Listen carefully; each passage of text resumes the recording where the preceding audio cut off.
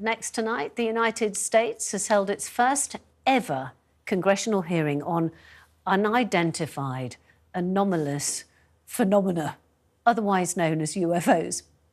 Whistleblowers claim UAPs are being seen so often that they're an open secret amongst US fighter pilots. 3 high-ranking Air Force and intelligence veterans testified under oath today about their first-hand experience with unidentified phenomena, claiming the US government has covered up evidence for decades. As we convene here, UAP are in our airspace, but they are grossly underreported. These sightings are not rare or isolated, they are routine. Military aircrew and commercial pilots, trained observers whose lives depend on accurate identification, are frequently witnessing these phenomena. The stigma attached to UAP is real and powerful and challenges national security.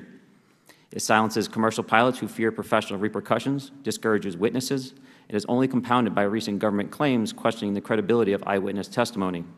Well, the hearing is the latest push by lawmakers, intelligence officials and military personnel working on UAPs for more transparency from the Pentagon and Washington bureaucrats in the interest of national security. Earlier, I spoke to Nick Pope, who used to run the British government's UFO project and is now recognised as one of the world's leading experts on the unexplained. I asked him what investigators meant by unidentified phenomena. Well, we're talking about structured craft performing speeds, maneuvers and accelerations that seem to go way beyond the cutting edge of anything we have. And by we, I mean the United States government, the UK government, China and Russia, so far as we know. And these things are being tracked in space, in the atmosphere, and sometimes, as I say, under the water. And why do you think then that there has been resistance by the US government and the Pentagon to disclose the information on these UAPs?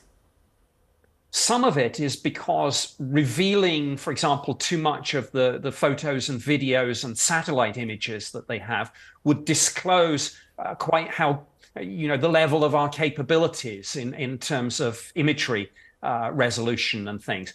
But part of it may go further than that. If we are talking about technology here, again, we don't want an adversary, whether it's China, Russia, or whoever, getting their hands on that. So that's why I think some of the secrecy exists, technology acquisition.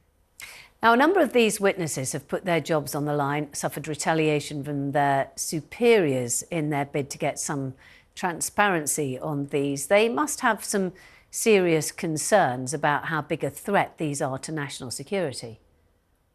Yes, indeed. Every one of the witnesses today was very clear that at the least, this is a potential threat. When you talk about these things running rings around the best fast jets that we have. And Congress was very clear on this, and they put down a marker today and said, if there is any retaliation, any further retaliation against any of these whistleblowers coming forward, they will take action to protect these people, because it's now written into the defense bill here in the US that there is official protection for these people. And one of the witnesses, David Grusch, said at the hearing that he believes the US government is in possession of UAPs. Do you believe that's true? And if so, what would it mean? Well, he certainly believes that to be true, and he did indeed serve on the US government's UAP task force.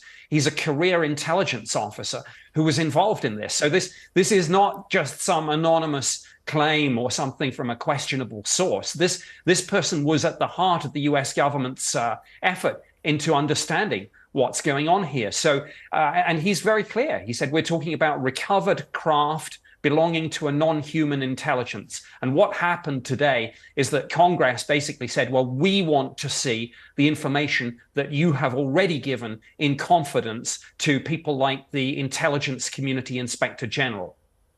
Nick, I'm sorry to use this word, but are we talking about aliens? Well, I think we might be.